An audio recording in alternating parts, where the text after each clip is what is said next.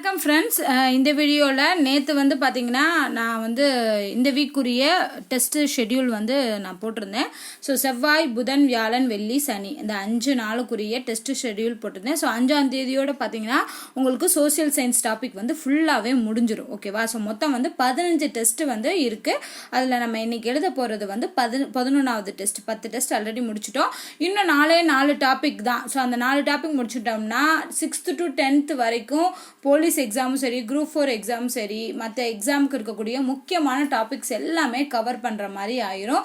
So நிறைய பேர் நல்ல ரெஸ்பான்ஸ் கொடுக்குறீங்க டெஸ்ட்டுக்கு. ஸோ இன்றைக்கி நான் ஷேர் பண்ண போகிறது வந்து சோசியல் சயின்ஸ் ஆன்லைன் டெஸ்ட்டோட 11th டெஸ்ட் லிங்க் தான். ஸோ இதில் வந்து நான் என்ன டாபிக் கொடுத்துருந்தேன், நேற்றே வந்து நான் கம்யூனிட்டி போஸ்ட்டில் வந்து ஷேர் பண்ணியிருந்தேன். ஸோ என்னால் வீடியோ போட முடியல, அதனால தான் நான் போஸ்ட்டில் ஷேர் பண்ணியிருந்தேன். என்ன இந்த வீக் ஷெட்யூலுக்கான டாபிக் என்ன அப்படிங்கிறத ஷேர் பண்ணியிருந்தேன். அதில் வந்து ஐரோப்பியர் வருகை அப்படிங்கிறது இருந்துச்சு. ஸோ ஐரோப்பியர் வருகையில் யார் யார் வருவானா, போர்ச்சுகீசியர்கள், ஆங்கிலேயர்கள், டச்சுக்காரர்கள், பிரெஞ்சுக்காரர்கள், டேனியர்கள். ஸோ இவங்கெல்லாம் எப்படி வந்து நம்ம இந்தியாவுக்குள்ளே வந்து எப்படி ஆதிக்கம் செலுத்தினாங்க அப்படிங்கிற டீட்டெயில்ஸ் தான் இருக்கும்.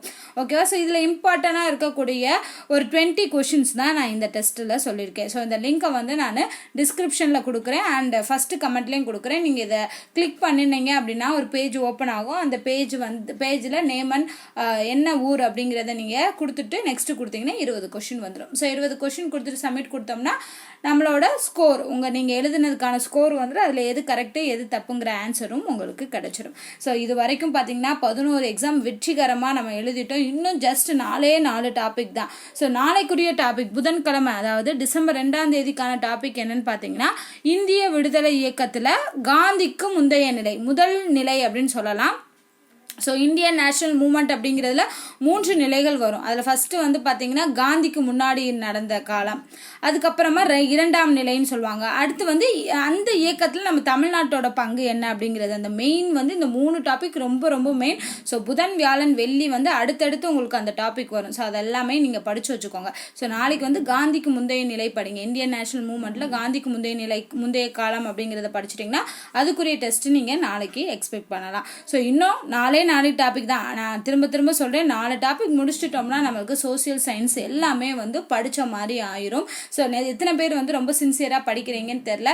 சின்சியராக கண்டிப்பாக நீங்கள் படிச்சிருந்தீங்கன்னா நீங்கள் போலீஸ் எக்ஸாமில் ஹிஸ்ட்ரியிலேருந்து என்ன கொஷின் கேட்டாலும் அட்டன் பண்ண முடியும் உங்களால். ஸோ இது முடிச்சுட்டு அதுக்கப்புறம் வேறு சயின்ஸ் ஆரம்பிக்கலாம். இல்லை அப்படின்னா வேறு முக்கியமான, அதாவது எக்ஸாம், ஏன்னா டிசம்பர் 13 15 எக்ஸாம் இருக்கு இல்லையா, போலீஸ் எக்ஸாம் 13 நினைக்கிறேன். ஸோ அந்த எக்ஸாமுக்கு இம்பார்ட்டண்ட்டாக இருக்கக்கூடிய டீட்டெயில்ஸ் எல்லாமே நம்ம அடுத்தடுத்து ஷேர் பண்ண ஆரம்பிக்கலாம். அதே மாதிரி ஆர்ஆர்பிக்கும் இது யூஸ்ஃபுல்லாக இருக்கும். ஸோ சின்சியராக படித்து சின்சியராக எழுதுங்க. இதோட லிங்க் நான் ஷேர் பண்ணியிருக்கேன். வேறு ஏதாவது டவுட் இருந்துச்சு அப்படின்னா இந்த வீடியோக்குள்ளே கமெண்ட் பண்ணுங்கள். இந்த வீடியோ உங்களுக்கு பிடிச்சிருந்தாலும் லைக் அண்ட் ஷேர் பண்ணுங்கள்.